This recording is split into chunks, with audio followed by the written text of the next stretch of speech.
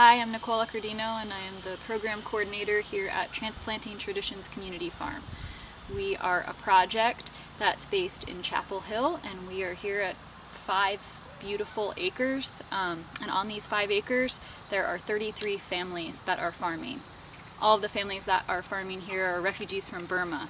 And so a lot of people ask how we got out here, why is there a community of refugees from Burma, and really there's a lot of different stories there, but how we got out here to have a farm is we started with community gardens in Carborough, and lots of refugee families were involved in those gardens, and come to find out that everybody was a subsistence farmer and they wanted more space, and it was really important for them to grow their own food, to know where their food comes from, and to make sure that there wasn't chemicals on their food. And so had the opportunity to get a federal grant to move out to this land, which is owned by Triangle Land Conservancy, and we started here on about 1 acre with 14 families in 2010. And then, this is our 5th season, our 5th year out here. Now we are on 5 acres with 33 families. I like to think about this project as a triangle of support. First and foremost, it's a way for people to grow food for themselves. And so people are growing on at the least 2 170-foot rows, and at the most up to a half an acre. And for a lot of people, they are here to grow food for themselves and their families, and then other farmers have other goals, not only to grow food for themselves but also to grow food for their community. And so some people have markets within their community, and they're growing 10 170-foot rows. So they might have a market for chili peppers, or they might have a market for medicinal pennywort. And so what I think is really beautiful about this is that people are seeking markets within their own community. They're earning money that's supporting them, and in turn they're providing healthy traditional produce to their own community.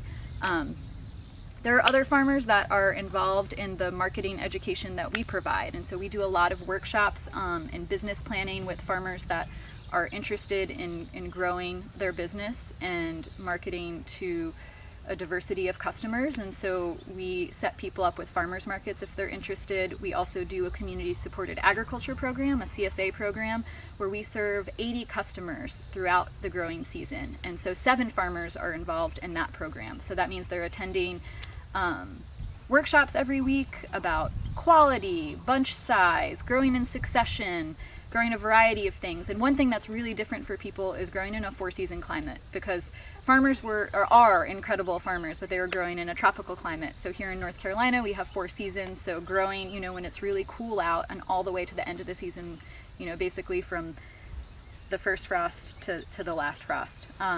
And so growing food for themselves, growing food for their communities, and then earning supplemental income. So people marketing within their own communities, people marketing at the farmers market and through our CSA program. The money that the CSA customers pay goes directly to the farmers. So this year we're estimating that collectively farmers are going to earn over $50,000, and that is based on the numbers of what they earned last year selling within their own community, as well as our larger CSA size this year. And then the third part is community. I mean, when you really walk around this farm and you see it's much more than a place where people are just growing produce for themselves to take home, but it's actually a place where people spend time. They build beautiful platforms, they have lunch, and often will spend the entire day out here with their families. Based on getting to know a lot of the farmers and interviews with the farmers, that the space is comfortable for people, they feel safe, it's familiar, it reminds them of home. They're growing and saving seeds, they're exchanging words with their neighbors and friends, finding out about job availability, finding out about what's going on in their community. And so I think about it a lot as a park and like a place where people feel comfortable and come together, because they also say they love being outside, they love using their bodies in this way, and while it's really hard work, because most of the farmers are working full-time. Most of the farmers work the night shift at UNC and housekeeping and dining.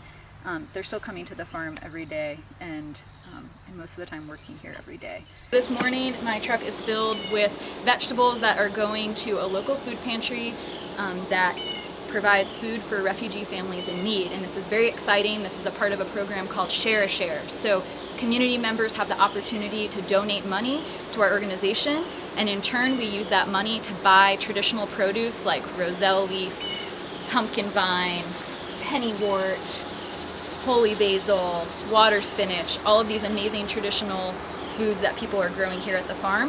We use that money to buy directly from the farmers, and then in turn we donate that produce to a local food pantry, so we're able to provide a lot of traditional vegetables to refugee families who need it, because they know how to cook these vegetables, they're delicious, and this is the first day that we're gonna do this. So we're really excited that people are gonna be going home with beautiful bunches of roselle and pumpkin vine and pennywort. I think it's gonna be a big surprise to a lot of the families.